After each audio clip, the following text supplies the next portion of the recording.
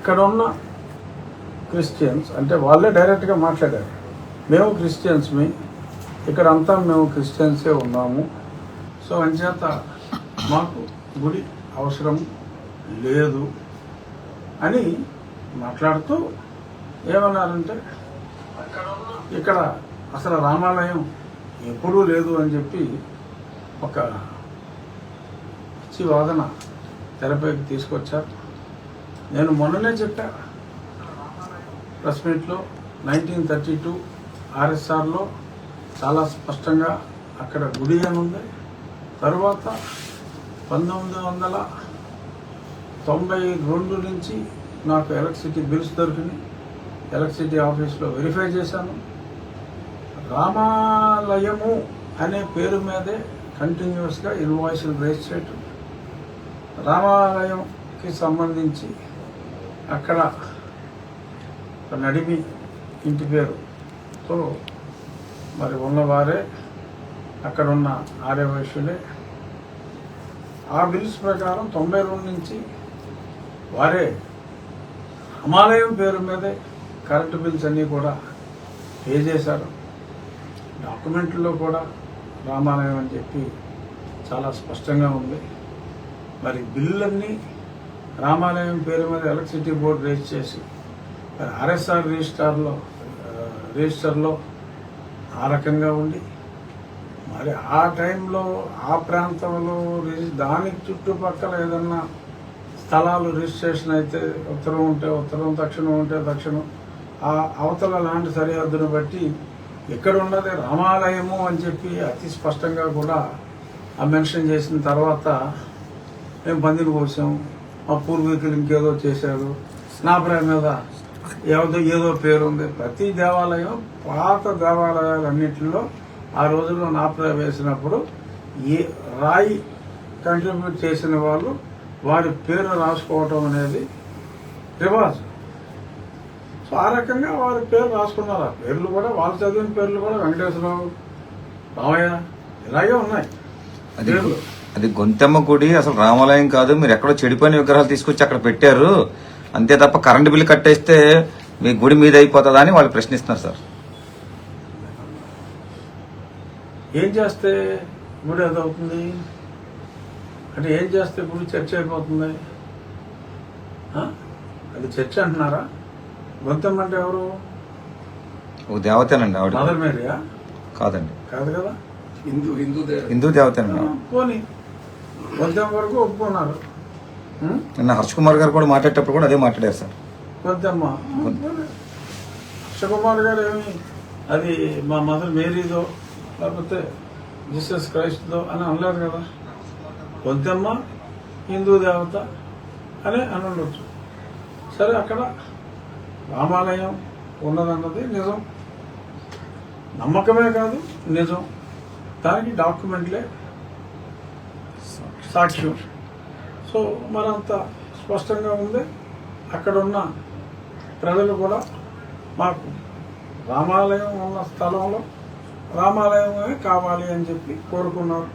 So దానికి నేను ఒక చక్కటి ప్రణాళికతో ఒక ఆకివీళ్ళలో ఉన్నవారే కాదు ప్రజలందరి సహకారంతో 100 రూపాయలకు తగ్గకుండా 10,000 రూపాయలకి దాటకుండా ఎవరిచ్చినా 10,000 లోపే, ఎందుకంటే ఎక్కువ మంది పార్టిసిపేషన్ ఉండే విధంగా అక్కడ దేవాలయం నిర్మించడానికి సంకల్పించాం. ఇది ఇక్కడ ఇష్యూ. అక్కడ రాజమండ్రిలో ఉన్నవారి గొంతెమ్మ కోరికలు, సస్పెన్షన్లో ఉన్నవారి గొంతెమ్మ కోరికలు తీర్చడానికి ఇక్కడ మేము లేము. అక్కడ ఉన్నవారు కూడా నేను వెరిఫై చేశా, స్కూల్ రికార్డ్స్ వెరిఫై చేశాను. ఆ ప్రాంతంలో ఉన్న పిల్లలు చదువుకుంటాం కూడా మరి వాళ్ళ స్కూల్ సర్టిఫికేట్స్ అన్నీ కూడా ఎస్సీ హిందూ అనే ఉన్నాయి తప్ప క్రిస్టియన్ అని లేదు. ఎవరో ఫాదర్ వచ్చి ఇక్కడ అందరూ క్రిస్టియన్లు అని చెప్పి నోటి మాటగా చెప్పారు, కానీ అక్కడ హిందువులే ఎక్కువగా ఉన్నారు. ఇది డాక్యుమెంట్ ప్రకారం చూస్తే మరి అక్కడ క్రిస్టియన్లు చాలా తక్కువ మంది ఉన్నారు, ఎక్కువ మంది హిందువులే ఉన్నారు. మరి సర్టిఫికెట్లో హిందూ అని చెప్పి ఉంటే హిందూ కాదని ఎలా అంటారు? హిందూ కాదు అని అంటే సర్టిఫికెట్ రద్దు అవుతుంది, అంతే కదా.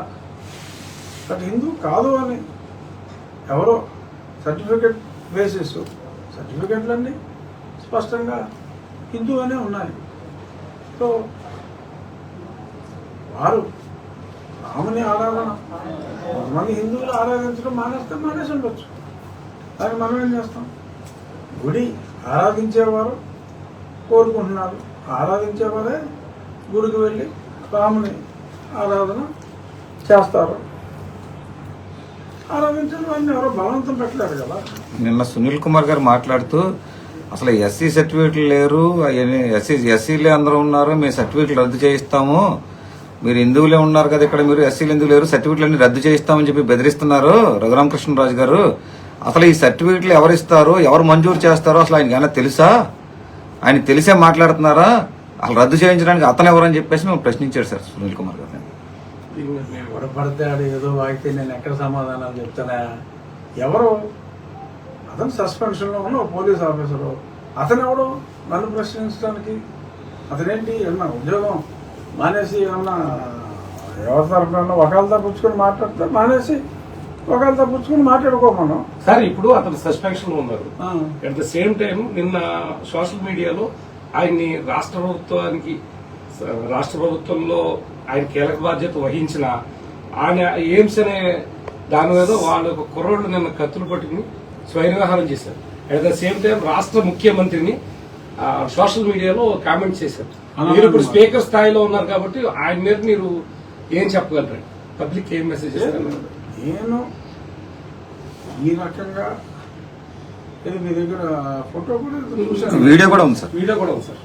వీడియో ఎంతుందండి? ఫోటో ఏమన్నా ఉందా? ఫోటో అవును సార్, చూడండి. సీఎం గారిని కూడా అసభ్య పదజాలంతో సోషల్ మీడియాలో పెట్టారు సార్. ఓకే, ఏం